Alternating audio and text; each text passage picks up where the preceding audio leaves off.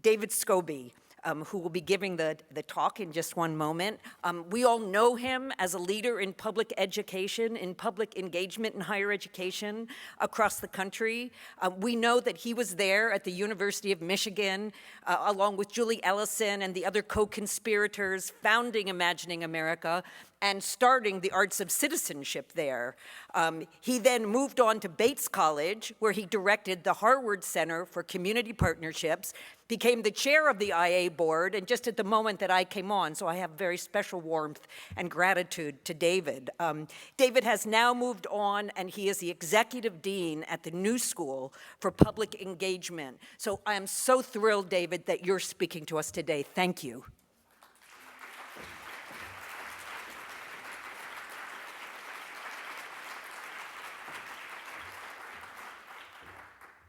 First of all, I don't think it's fair at all that I have to speak after Heart of the Beast. And second of all, you all feel way too far.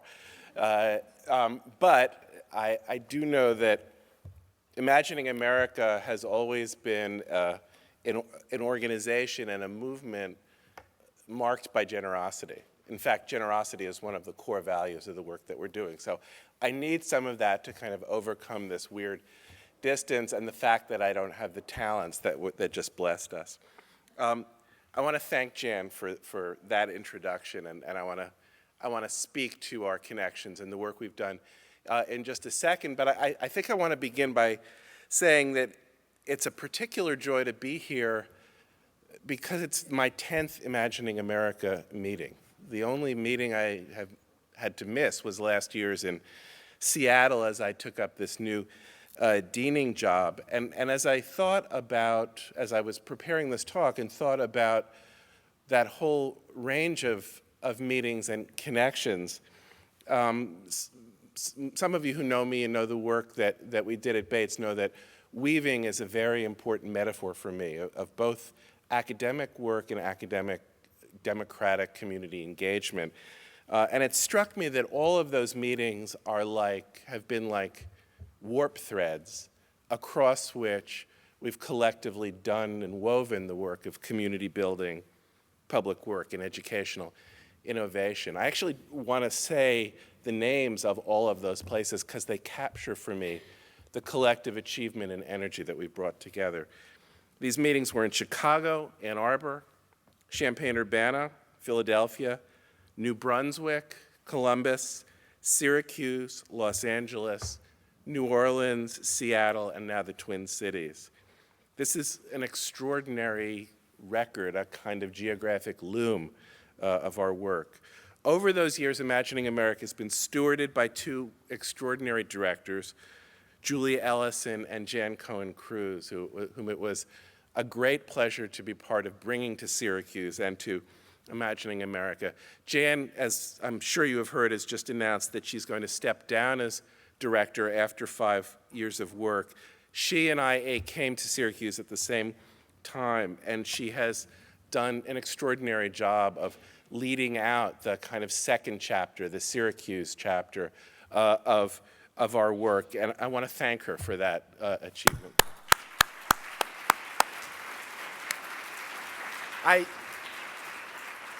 During those same years, there were 4 chairs of the National Advisory Board, Kathy Woodward and me, and George Sanchez, who's also has just stepped down and is being replaced by Bruce Burgett. And I think we owe thanks to both George and Bruce for the wonderful leadership that they have.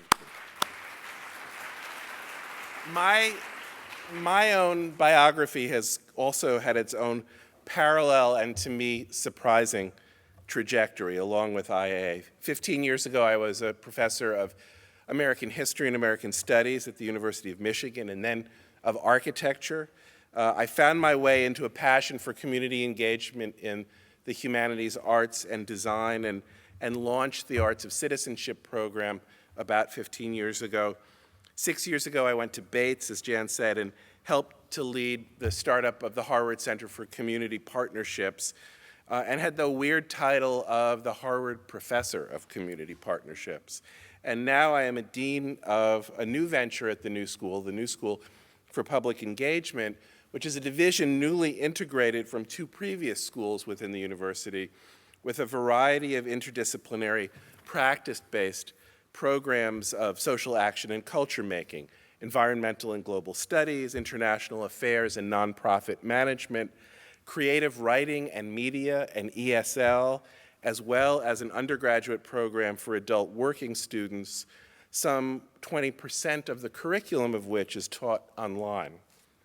Now, I dwell on these organizational and personal threads not just for the sake of affectionate pause-taking, and I think affectionate pause-taking is a really good thing, but also because they serve as markers of an extraordinary history of change that we in this movement have been living through and helping to shape. Change in both the movement for democratically engaged higher education and in the larger institutional landscape of higher ed to which our movement is a response. 25 years ago, it would have been almost inconceivable that anyone, especially a historian, would have a chaired professorship in something called community partnerships, or to help lead a university college called public engagement, organized not by disciplinary or professional niches, but by interdisciplinary domains of social and cultural practice. Inconceivable, too, that academic humanists and designers and artists and cultural practitioners and activists would convene by the hundreds annually for a meeting that synthesized site visits, dialogue sessions, puppet theater, and much more banal plenary sessions. All of this is new. My aim today as a historian and an IA activist is to unpack something of the history of which all those threads form a part. I want to contextualize our efforts to build a movement that integrates academic and public work. But even more, I want to link that story, our story, to a nexus of larger revolutions: economic, technological, demographic, intellectual, institutional revolutions that are roiling higher education as a whole. Our work emerged in response to those revolutions, and in many ways we've offered a creative response to the need for transformative change in higher education. But I also want to argue here that the larger mix of crisis and change and creative innovation that marks this moment involves issues and challenges and possibilities that we have not really fully grappled with. Or maybe to put it better, that we grappled with and responded to in earlier forms and earlier moments. There's a wonderful statement of vision, mission, values, and goals that IA adopted under Jan's leadership in the last few years, and that's printed at the top of the conference program. It ends with a commitment to iterative reflection. It says, "It is IA's practice to annually review this document as the landscape of higher education shifts in response to our work, and as we adjust our goals to changing needs within higher education." It seems to me that we're living through a moment in which we need to re-explore the changing needs and changing landscape of higher ed, and to re-examine what our work should look like, how it should evolve in that changing landscape. This talk is meant to aid that re-examination. I want to speak to both the achievements of the academic engagement movement and to new challenges. I hope this will aid in the work of dialogue and experimentation that's always been a hallmark of Imagining America. But before I focus in on the consequences for civic engagement and public cultural work, I want to step back and take a broader look at the current moment in the academy and the academy's relationship to the larger society. A history, if you will, of the present situation. The most fundamental aspect of this situation seems to me as clear as it is complicated. Our work for educational and cultural change comes at a moment when the academy as a whole is in the throes of change. Partisans in current education battles disagree about many things. We strenuously debate how to design curricula, assess learning outcomes, make college affordable, whether to include public engagement in tenure policies. But there's widespread agreement that higher ed faces a sea change in its intellectual, institutional, technological, and economic organization. the knowledge, skills, and values for which students should be educated, the ways teachers are trained and certified and hired and organized into faculties, the intellectual landscape of disciplines and degrees, the geographies and networks by which institutions will be organized and sustained, the funding of teaching, learning, and research. All of this, I think, will be profoundly different in 20 years. Some of the forces of change have resulted from our own inertia in the academy.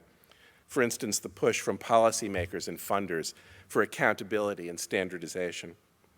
Other forces of change are the consequences of our success. For instance, the social diversity and global reach of student bodies and curricula. Other forces reflect broad political, market, and technological change not primarily of our making.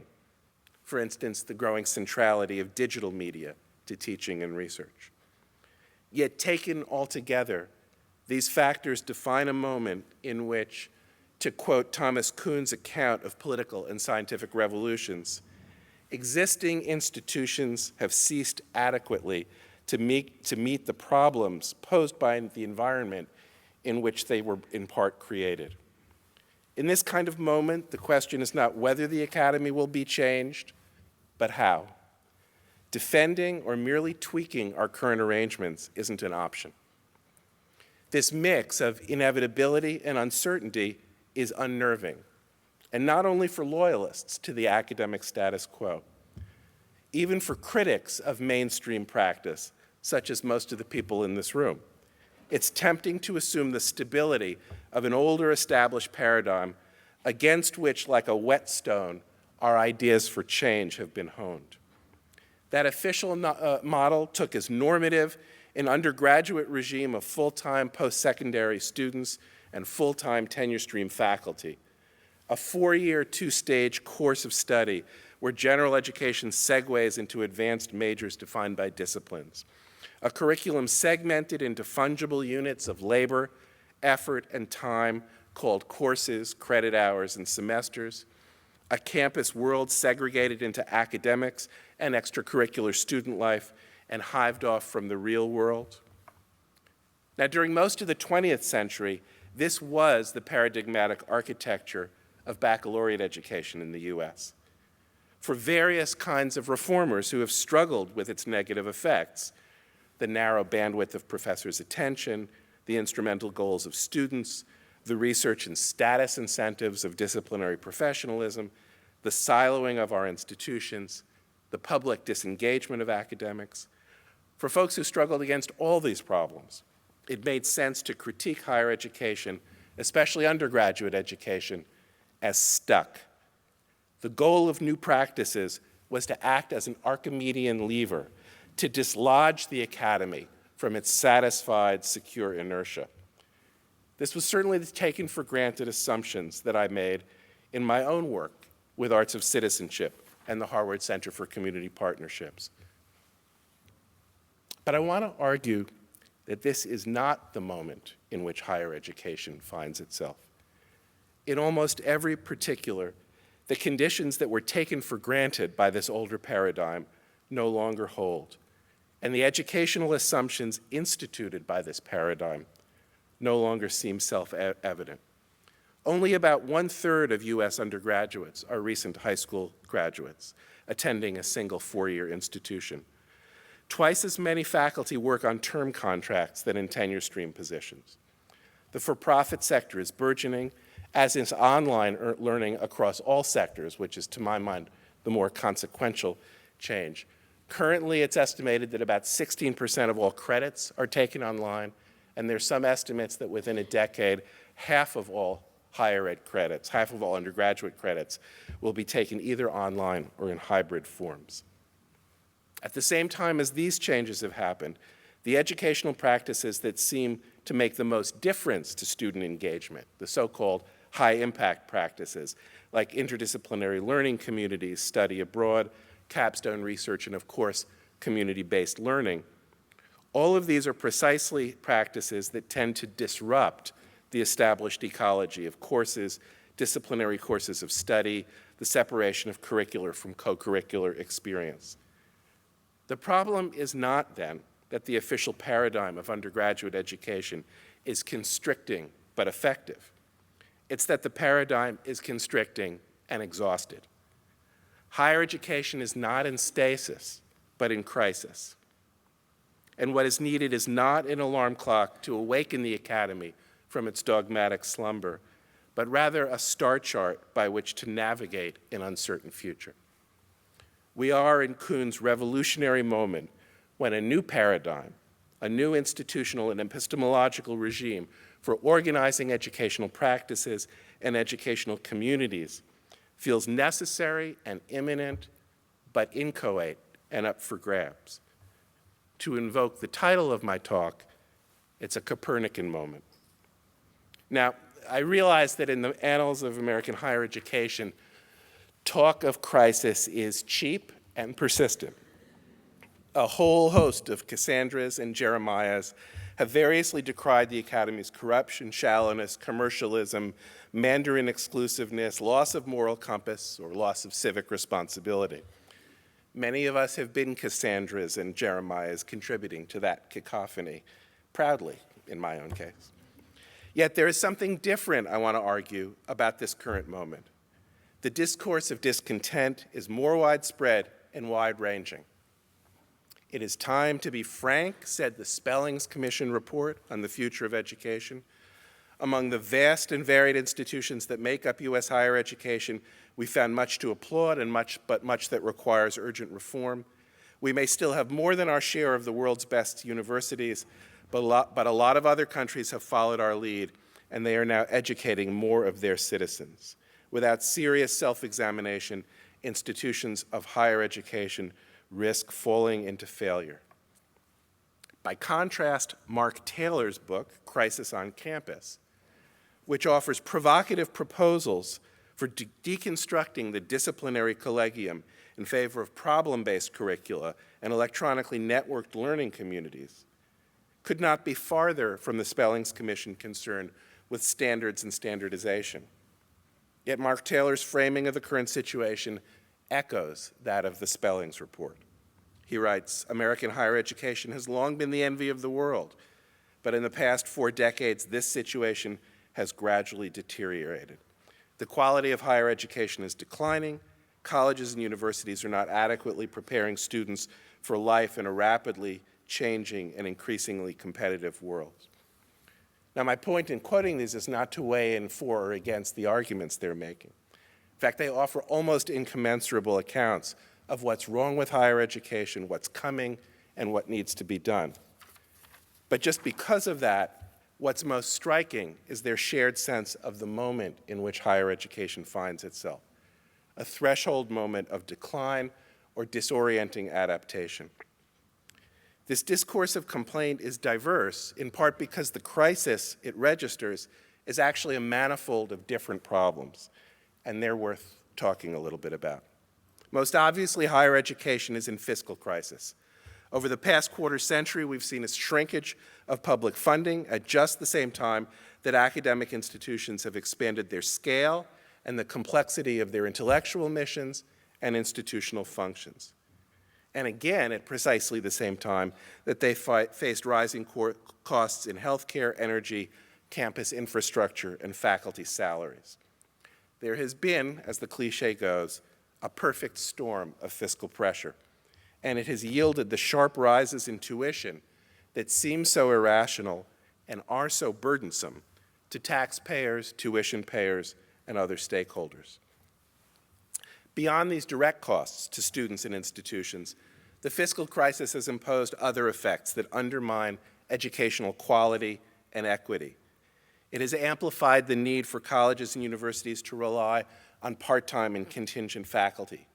It has encouraged undergraduate credit shopping and transfers, incentivizing students to make instrumental choices in crafting their course of study at the expense of community, continuity, and shared reflection. It has re-amplified class and ethnic divides thought to have subsided during the educational expansion after World War II. It reinforced the tendency of elite colleges and universities to jockey for status according to the dynamics of luxury good markets rather than cost discipline. These pricey institutions assert their desirability by driving up costs with a rankings arms race for the best amenities and services, star professors, and merit-based scholarship aid. Equally important, the fiscal crisis has coincided with the demographic transformation of our prospective student body, and it has constrained the democratic project of giving access to that broader, more diverse pool. Just as many U.S. regions and state university systems are becoming majority-minority, the evisceration of public investments in education and the tuition bubble limits our ability to educate a more diverse first-generation student body. One result has been to shut poor and working-class students, students of all ethno-racial backgrounds, but disproportionately black and brown, out of college altogether. Another has been to displace the burden for going to college onto student loans. The expansion of student borrowing over the past 2 decades is now a core element of the Academy's growth model, and a corrosive one, threatening democratic inclusion, student well-being, and educational community. For too many students, especially first-generation and non-white students, the most important co-curricular other, the activities that preoccupy them when they're not at study, are not sports or Greek life, but loans and work. Any agenda for change has to engage that reality. Put another way, the costs of the crisis are more than just monetary. Budget cuts, tuition hikes, debt burdens all make manifest, and they also obscure an underlying crisis of legitimacy. A growing sense that as the official undergraduate paradigm has frayed, the Academy has betrayed its commitments and turned away from the larger society. This legitimation crisis has a complex history, rooted in both the achievements and the problems of higher education. After World War II, universities and university systems grew vaster and more opaque. Disciplinary professionalism enforced a hiring regime that prompted scholarship to become hyper-specialized and esoteric. At the same time, and partly in response, technical and political shifts destabilized the organization of disciplines, catalyzing interdisciplinary fields like ethnic studies and neuroscience. And after the 1960s, all of these institutional and intellectual developments took place in the context of deepening divide among a progressive professoriate and a student body mobilized often for affirmative action and educational inclusion, and an increasingly conservative public. There's always, it seems to me, a social compact that regulates the relationship between the academy and the larger society, a compact that is necessary to legitimize the enormous claims that we make on our society's resources and autonomy. By the 1990s, that compact had grown frayed. Culture wars, tuition hikes, declining government support, and a kind of high-minded defensiveness on the part of campus leaders and scholars magnified the divide between higher education and our publics, bringing long-simmering resentments at the arrogance and the unaccountability of the academy to a boil. This crisis of legitimacy represents, I think, one of the crucial factors in our current situation. It's fueled the atmosphere of mistrust that pervades public debates over higher education, the current rash for calls for external assessment and accountability, and the rising skepticism about the value proposition that social and family investments in higher education offer. Within the academy, this same legitimation crisis has generated a broad literature of complaint from critics and radicals of all flavors. Some, like the authors of Academically Adrift, argue that the academy has abandoned its tried and true goals in fostering a faculty culture of research and status seeking and a student culture of low expectations. Others, and I would put myself in this camp, argue that the crisis of legitimacy requires more than a renewal of rigor or an enforcement of standards.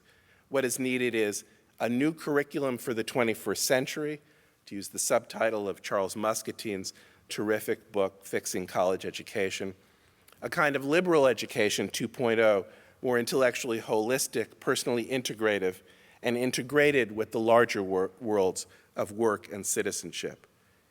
Yet across these disparate critiques, the crisis of legitimacy is grounded in a widespread sense that college has failed to deliver on its promise and its promises.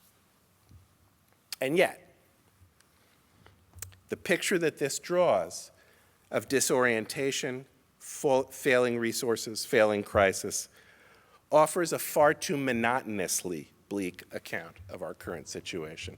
Not too bleak, just too monotonously bleak. For it only tells half the story. If the past quarter century has eroded the taken-for-granted assumptions, economic stability, and sheer self-confidence of the academy, it has also been an era of remarkable and often unremarked innovation. Our own civic turn is only one of a broad array of educational innovations that have emerged with striking simultaneity over the past quarter century. I've already mentioned the scholarly development of various interdisciplinarities.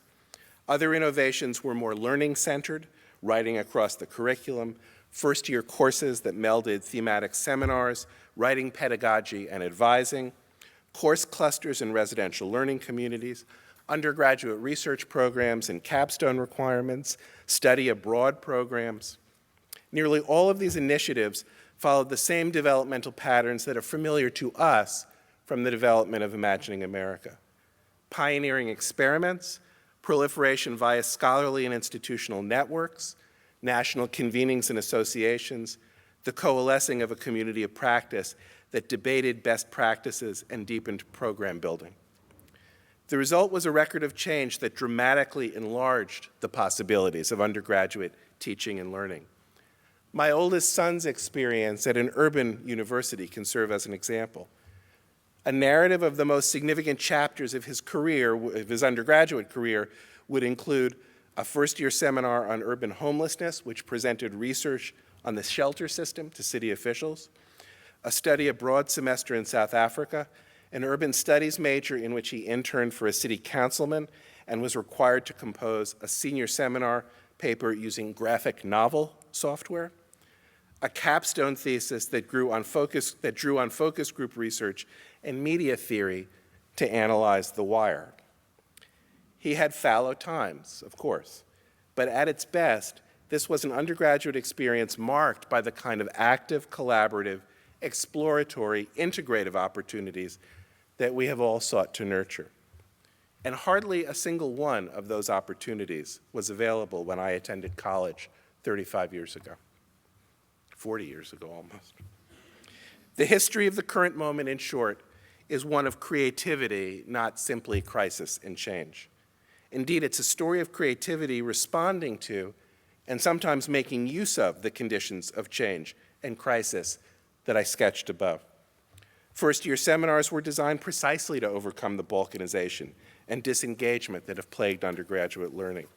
Study abroad programs have served as a pedagogical laboratory for how to impart intercultural and global competencies.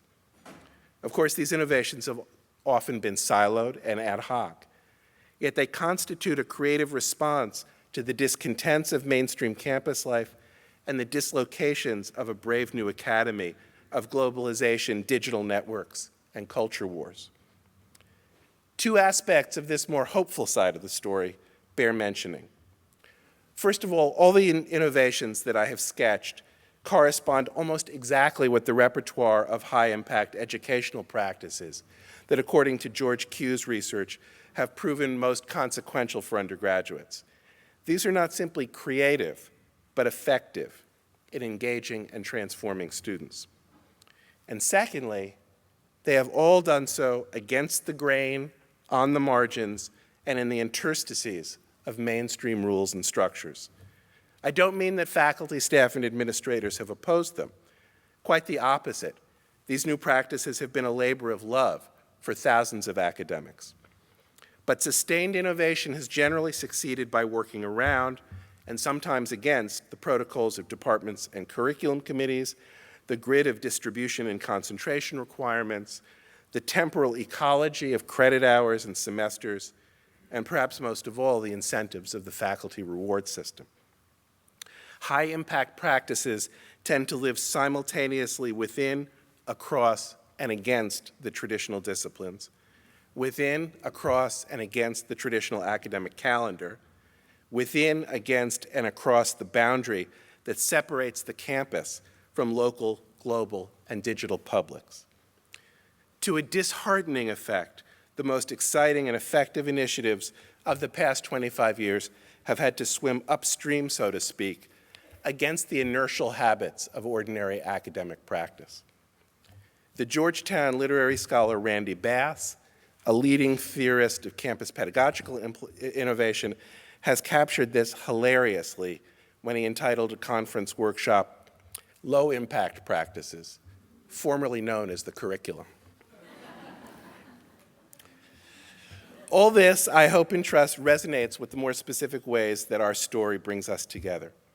Our commitment to democratic engagement in academic life and building a movement that can institutionalize that commitment.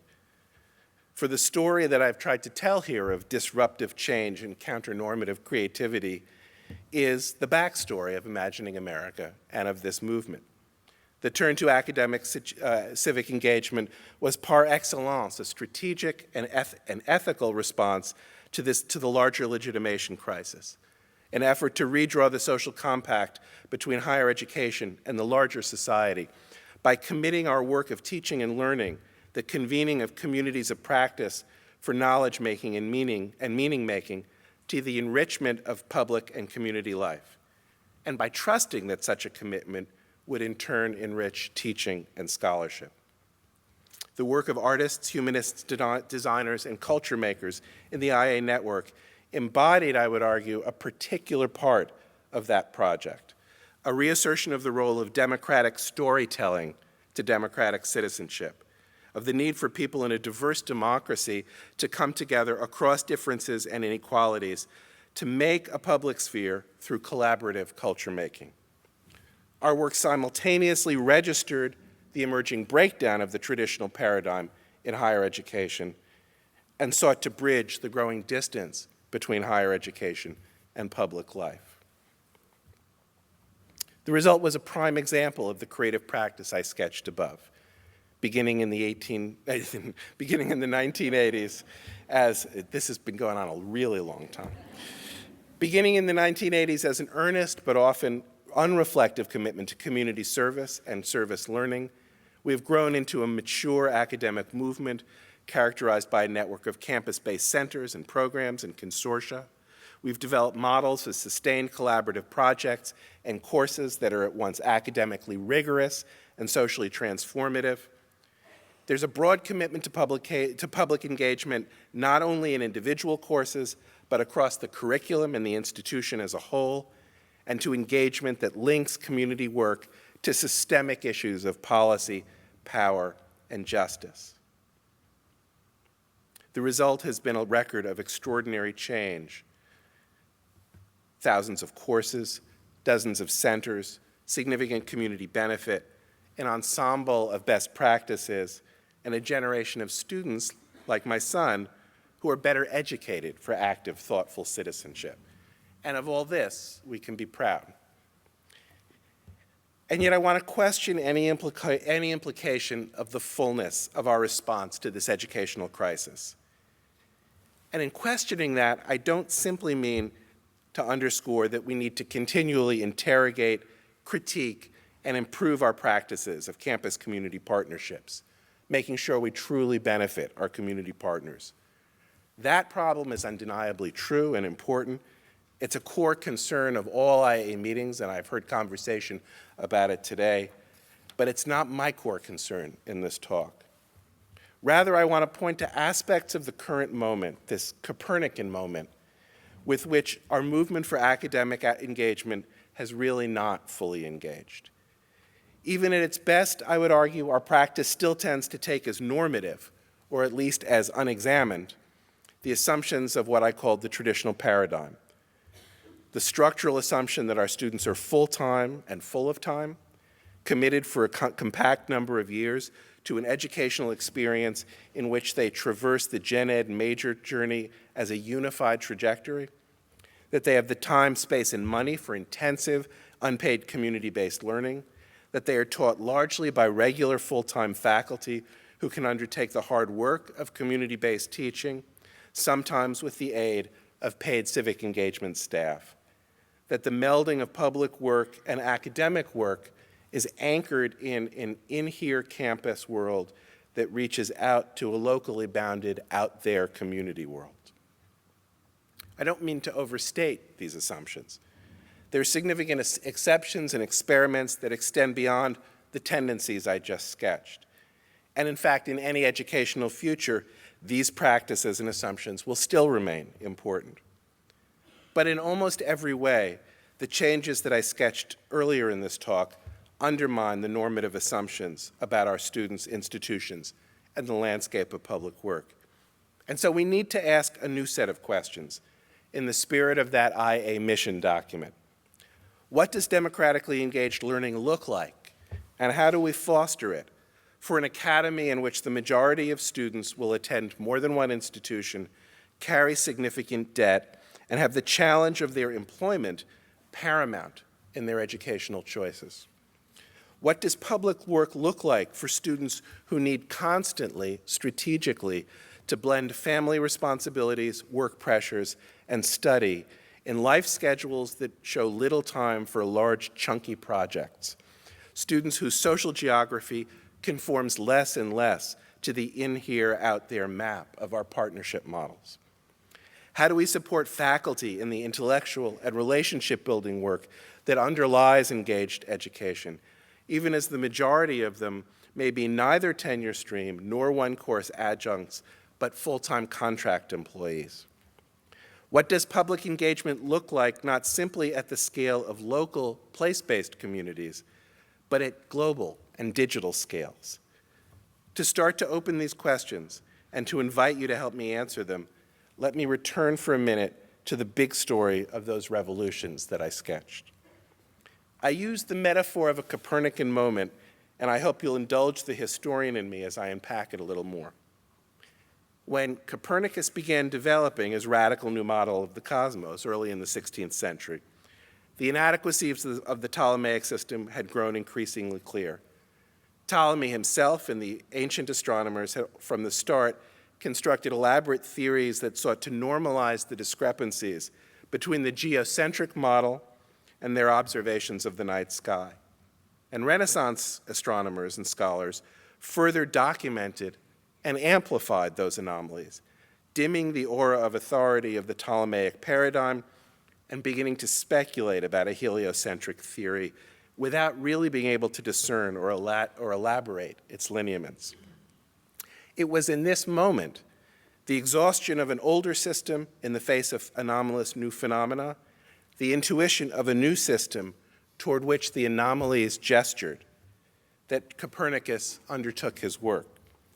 Having become aware of these defects, he writes in Ptolemy's system, he writes in his early Commentarius in 1514, he says, "I often considered whether there could perhaps be found a more reasonable arrangement of circles." U.S. higher education is on the threshold, I believe, of such a Copernican moment. An older official paradigm of undergraduate education has exhausted itself. Reformers and critics have anatomized its failures from various viewpoints and warned or crowed of dramatic changes to come. Meanwhile, in just the same years that the old paradigm was fraying, an array of new educational practices has emerged. Disparate, at odds with traditional practice, but remarkably robust, these innovations are something like the anomalous points of light that the Renaissance astronomers observed in the night sky. They illuminate the inadequacies of the older undergraduate system, and they point the way toward what Copernicus called a more reasonable arrangement of circles. It goes without saying that our movement and IA are among the brightest stars in that firmament of anomalies. So what does this future look like? It would be foolish to offer anything like a full answer. But I think we can discern something of the possibilities by extrapolating from the double story I've tried to sketch. On the one hand, I would argue, we want an educational future that draws on and draws out the implications of the new high-impact practices. It would provide students with an arc of learning experiences, active, collaborative, boundary-crossing, and integrative, that interweave intellectual, professional, civic, and personal growth. Faculties and courses of studies would be organized around interdisciplinary issues or domains of practice, not fixed topographies of specialized fields. The professoriate would be trained and rewarded for teaching and advising more fully than today's faculty. Many would be expert in project-based, collaborative, and interdisciplinary pedagogies. Institutions would encourage heterodox forms of knowledge-making and culture-making, including public, practitioner, and digital scholarship, generally devalued by current professions. Students would be expected to develop a broader array of proficiencies than simply the writing requirements of the old paradigm. Digital literacy, civic practice, including public speaking, the application of their studies to professional practice, and teamwork. Their course of study would engage them in learning communities that extended beyond the classroom or lab, work-based networks, community partnerships, global or intercultural encounters, and online classes. Knowing how to learn from, learn with, work with, and argue with a wide array of significant others would be a key learning outcome to the liberally educated person. And just as the classroom would no longer be privileged as the spatial atom of learning, so too the new model would emancipate itself from an academic calendar in which the semester course and the metronomic rhythm of weekly meetings were the atomic building blocks of educational time. Semesters, courses, and contact hours are efficient ways to administer faculty labor and student credit acquisition, but they militate against the integration of learning experiences into shared reflective pathways. A new calendar might be flexible and distributed, weaving together synchronous and asynchronous curricula, long-form and short intensive learning experiences. At the same time, we need to extrapolate from the crises and dislocations of our current moment to include in our account of this future a tough-minded acceptance of the realities that are transforming the educational landscape. Our new paradigm must meet the needs of a student majority that will attend more than one institution and balance studies with wage earning and borrowing. This may mean slimming down the amenities of college education to lower its costs. It will certainly mean embedding liberal learning with opportunities for paid work and professional apprenticeships. We need to create promotional pathways, professional support, and intellectual collegia for faculty who will not, by and large, work on tenure tracks. And we will need to create curricula and pedagogical styles and forms of sociability for institutions in which online learning and networked student communities will compose as important a context as campus-based and on-site experiences. Too often, reform-minded educators, and I would include myself and most publicly engaged faculty in this, have simply abstained from figuring out how to include non-traditional students, adult or part-time learners, working class transfers, online students, within the ambit of our vision. In the future, we need to commit ourselves to creating models of teaching and learning that can flourish when the taken for granted assumptions of the conditions of college education, compact campus places, expansive student time, are no longer there. Now, if this sketch of possibilities and challenges is suggestive, it seems to me that it offers contradictory implications for us in this room, for our movement and our work as democratically engaged educators. First of all, the good news is that the practices of community-engaged learning, project-based partnerships, and public scholarship offer important assets and beta experiments for a brave new world of educational change. In a world where the boundary among tenure stream faculty, other faculty, and staff educators is blurring, we are experienced at the kind of mixed educational teams that say online and competency-based education needs.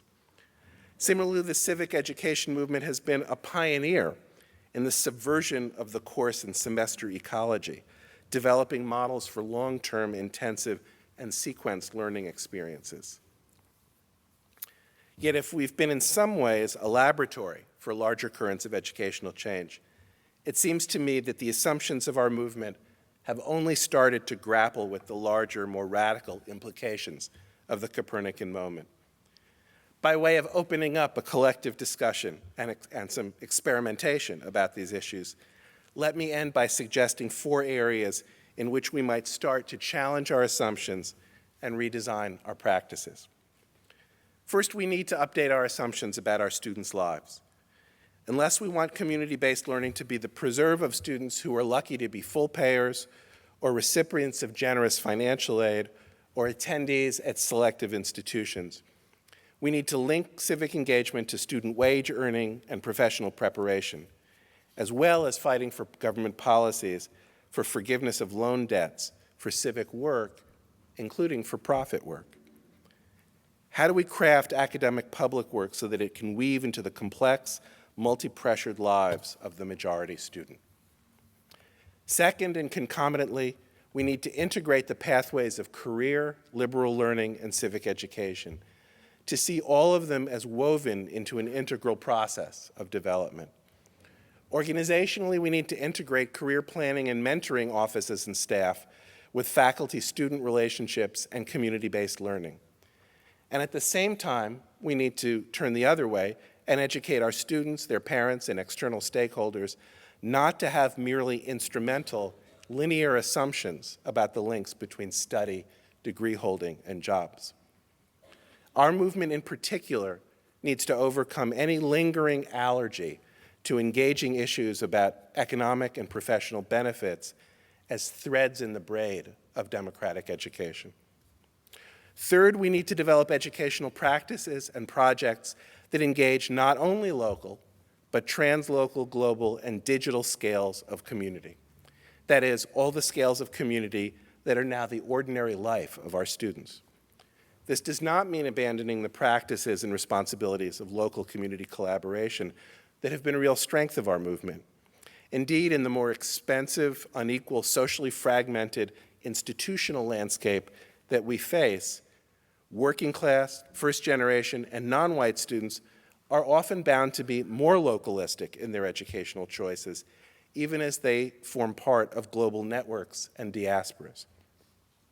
But we need to develop supple practices that understand the interpenetration of geographically bounded, geographically networked, and online identities. We need to master technologies and networking practices that connect these scales. Within a decade, as I said at the start of this talk, the majority of academic credits in the US may take place either wholly or hybridly online. Students who are already digital natives will learn to be online learners of one kind or another, whether it's instrumental or engaged, quite as naturally as they have to learn fractions and essay writing today. We will want to teach them to be at once local, global, and digital citizens, and that means learning ourselves how to do that. And finally, we will need to more than ever to overcome the structural inequality and sectoral fragmentation that constitute some of the most corrosive effects of the Copernican moment. In a world where the tuition bubble will have popped, and I think that's coming soon, we will need interinstitutional collaboration more than ever. In a world of transfer students, we need to build on the small seeds of intersectoral collaboration already planted in our movement to make regional consortia and multi-institutional partnerships a normal part of our educational landscape, and especially to become adept at working collaboratively with community colleges and for-profit institutions. The standalone one-semester service learning course in which students go out there to a local community for a discrete short-term project will still live in such a world, but like the standalone PC, it will only be valuable if it connects to a larger network of relationships and practices in which those old models are embedded. I began this talk looking back a decade at IA meetings and then venturing further back and forth to try and contextualize our work in a history of the current situation in higher education. I tried to pay special attention to the weave of change, crisis, and innovation that's characterized the past quarter century. when the next quarter century is over and a new generation of historians and critics look back, to what situation will they respond? The landscape of academic life will surely be dramatically altered. Someone's new paradigm will have taken hold. Will it be an economistic and instrumental paradigm, efficiently driving masses of students to degree completion and populating them across that era's global division of labor? Will we have created a model of undergraduate education in which both the new conditions and the creative anomalies of this moment that we're living through have moved from the margins to the heart of academic practice? Will we have created a Copernican revolution worthy of the name? And in so doing, will we in this room and in our movement have created new visions and practices of democratic education adequate to the promises and the disruptions of that revolution? Thank you.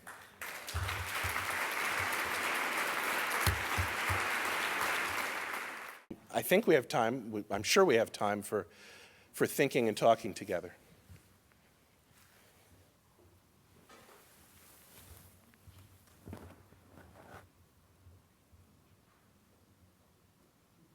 Julie Ellison.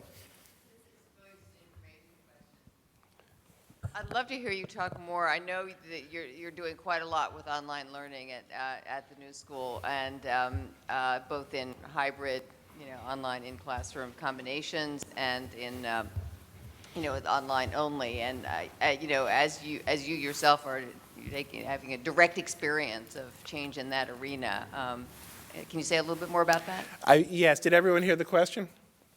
To talk about my experience and what I've learned about online education, and I will, and then want to invite others around the room. There are many people who are more thoughtful and experienced online educators to me. So I'll say that, first of all, although I didn't have bloody-minded prejudices against online learning, I came to the New School with a bunch of shallow stereotypes about online learning, and I'm even as I was grappling with the extraordinary pressures to expand online, which is true not only in my university but in my division for the economic reasons that I've discussed, I've been very, very impressed by the mindfulness of the good pedagogical practice of my colleagues doing online learning, and especially crafting ways of creating learning communities which are not instrumental, not just about knowledge transfer, not consumerist,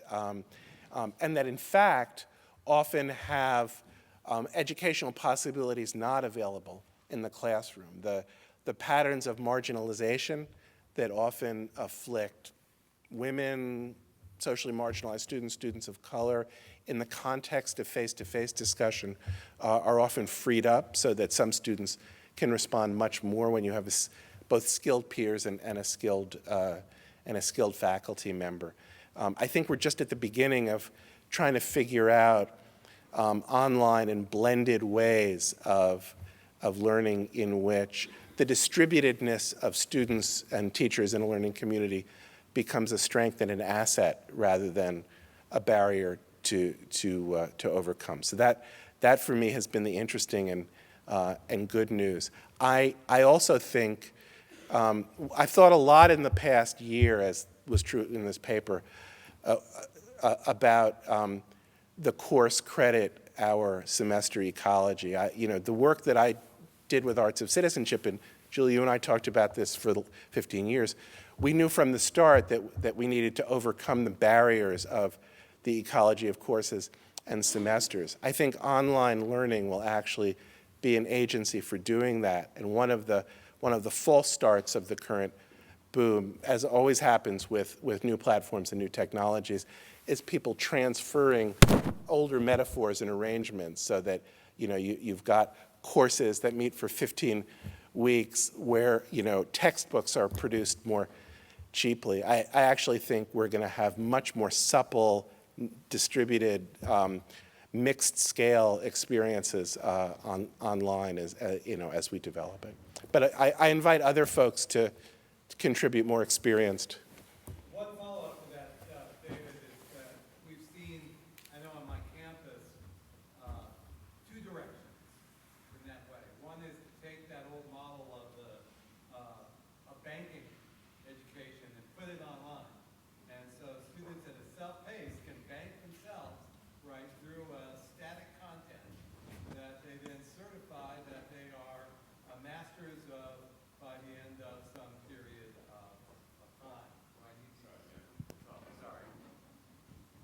So first we've got the banking model back online, but more progressively, and I've heard this from other people here who are doing this, we're beginning to see that online courses and hybrid courses can be project-based. Right. And that online student communities form around a common project that's either designed with or by the teacher or instructor. Oftentimes that project can take them into the community or in alliance with other community organizations. And there are lots of examples out there now about the way in which networked project learning can happen. Sometimes they'll meet a couple of times during the semester on campus. Sometimes they won't meet at all. Sometimes they'll meet out in the community. So I see the lessons that we've learned from project-based education in the decades before network and online learning are lessons we can take to the online platform, and that students are really excited about that when they are empowered with those tools.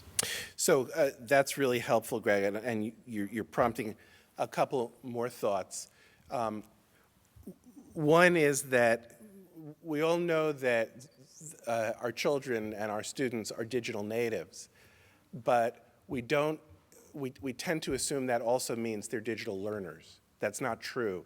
Digital learning is a competency that we all need to think together in order to design and craft, making use of the digital nativity. So that's thought one. Thought two is that that this can take, and I probably should have emphasized this more across all the claims I was trying to make in the talk. There are truly nightmare versions of this future, and they're kind of interesting and cool versions of this future. I dwelt more on the possibilities. But Greg's two pathways are a kind of good little, kind of proof text for the fact that we're at a moment where, maybe unlike the actual astronomical Copernican moment, things are really up for grabs in terms of their futures, and a certain kind of massified, instrumentalized, continual throughput of people through degree programs where degrees are fetishized. The one version of the Bologna process in Europe has been doing that. These are all kind of awful futures that the banking type of course is part of. So that's thought two. Thought three is that I think it's really important for us to grasp the scale of change that we're talking about. We often, if we're in institutional spaces that feel stable and really are stable in many cases, we understand that things are happening around us that we can try out a little bit or import certain experiments with. But I think if 50% of academic credits aren't taught online within 10 years, it's going to be very close to that. That means everyone in this room has to figure out how they want to do online education, whether you come from Bates College or the University of Minnesota or Cornell or a community college.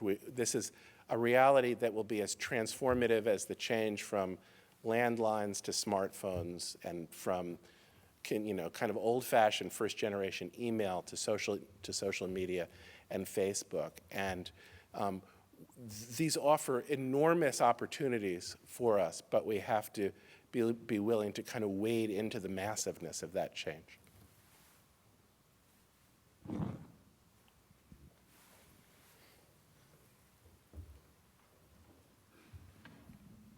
I appreciate both versions of the future that you posit. I am curious to know what you feel the Academy's responsibility is in helping shape a different paradigm around learning at K through 12. Since if you don't do something about the pipeline for students coming in, continually becoming more and more segregated, more and more bifurcated between those who can go to a very good school and then those who are siloed and institutionalized in crumbling poor schools, you still can't affect this kind of change at your level?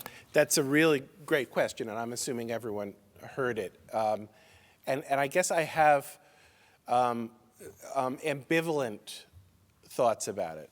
You know, on the one hand, you know, all education is the project of the whole society, of the whole democratic community, and higher ed has indispensable assets to contribute to what ought to be not an expert-driven but a citizen-driven conversation to solve the problem of K-12 education, including the growing inequalities in K-12 education. And in that sense, it's a perfect example of what our comrade Barry Checkaway used to have as a maxim: we need expertise on tap, not expertise on top. And what you're hearing in my answer is my ambivalence about the academy appointing itself the solver of the K-12 problem. That would be problematic under any circumstances, but it seems to me, as we navigate what I think will be a set of transformational and uncleared changes, we're going to have to engage in a kind of mutual dialogue instead of making the assumption, which often is the way academics answer your call, how do we educate them so that they're ready for us? Us is going to be a very different us, and so we need to think together about what readiness calls. And I would even say, with all respect and in comradeship, that we should put the pipeline metaphor to bed, because it tends to import some of that, how do we make them ready for us? David, thank you so much. Over here, Jack Chen. David, thank you. It was really terrific. In some ways, as you're speaking, it makes me think that you're kind of proposing University Without Walls 2.0. You know, I'm eager to show your talk to my dean, the dean of the Gallatin School of Individualized Study at NYU. And of course, the irony of this moment is that Gallatin still imagines itself to be a University Without Walls school if you pay the incredible tuition that you have to pay to get to NYU, right? So I'm wondering if there are some other ways you're imagining are working together that doesn't have that kind of infrastructure. In some ways, this is a University Without Walls right here with incredible capacity, but of course it requires us to do pro bono work on that behalf, but maybe that's not such a bad idea. So I'm just curious what you're thinking about. Jack, thank you for that. I have a couple thoughts. My first one is that, you know, you've asked the $64,000 question that we, all of us in our collective Copernican role, need to answer together. So I sketched some of what seemed to me the implications, and the original of this paper has a few more, but this seems to me really, if you know the children's book Harold and the Purple Crayon, where the purple crayon Harold picks it up and draws the landscape he walks through, that's the situation that we're in, only with the added caveat that there's some versions of what might get drawn that are really awful. So that's the first thought. The second thought is maybe a kind of counterpoint to the counterpoint that I gave and that you eloquently restated in the metaphor of a university without walls. It seems to me that's true, but we still want a world of places and the kind of compact convening of teaching and learning that the campus offers. It can't be in the same stable enclave-ish form of the campus, but we don't simply, at least I don't simply want a university without walls, and I'm confident that the kind of debt-carrying, working, striving students whom I guess teach to at the New School, who I just adore, who for me are the embodiment of the new majority experience that I've been grappling with. I'm confident that they don't want simply a university without walls. They want a networked, wide-ranging education that fits into their life, but also places to come to that offer quietude, reflection, the virtues of liberal education 1.0. And we need to create landscapes and arrangements that do that. And then the last thing I'm going to say is that your last comment about doing things like the work of Imagining America in a volunteer way, I think point to a set of, or suggest that we need to grapple with a set of hard truths about the kind of professional business model of at least the tenure stream academy. I don't think that we can sustain the economic arrangements that have governed the post-World War II growth of the academy. And frankly, even if we had a social democratic regime rather than a conservative anti-public sphere regime, we still couldn't sustain it at the levels that we've become used to. And that means that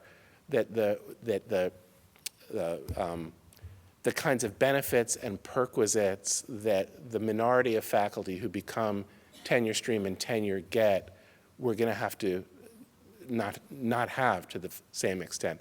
I sometimes think of it as a moment like, and Jack, this is the American social historian in me coming out, the moment in labor history when craft unionism gave way to industrial unionism, which really did mean the undoing of certain kinds of securities and privileges that a kind of craft worker minority had in the old industrial system. I think we're coming up to a point where the tenured and tenure stream faculty are that kind of minority. And it's true that at elite institutions, there will always be many slots for them. And I worry that will lull colleagues in those institutions into not seeing what life is like for the vast majority of faculty and the vast majority of students who are in four-year public state branch or master's four-year public institutions, community colleges, and increasingly for-profit institutions. We don't want to create a set of policies that only focuses on preserving the prerogatives of that minority. David, it's Kevin. We're out of time. I would just like to say, on behalf of Imagining America, I want to thank you. I'd just like to say that when we were planning the conference, we were very sure about the fact that we wanted to open the conference formally with this plenary address by asking David to provide a very broad and provocative and challenging vision of what the landscape is and what it holds. And I very much appreciate your continued reference to the movement. And I think it's important for us to recognize ourselves in a movement, and like any movement, to be both inspired and challenged by what you've laid out for us. And importantly, over the next couple of days and beyond, as we move back to our communities and campuses, to find ourselves in this work, because a movement moves through the labor that we will all provide to it. And so I appreciate and thank you for the challenge to all of us to put our creative and intellectual capital toward this goal of changing higher education and really in using the institution to change democracy. So thank you very much. Thank you, Kevin.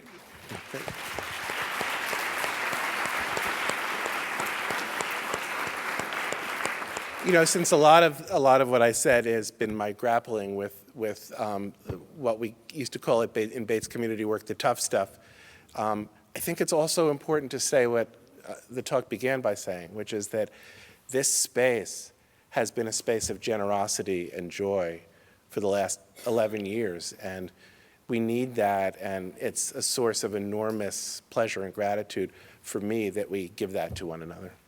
Thank you. Thank you.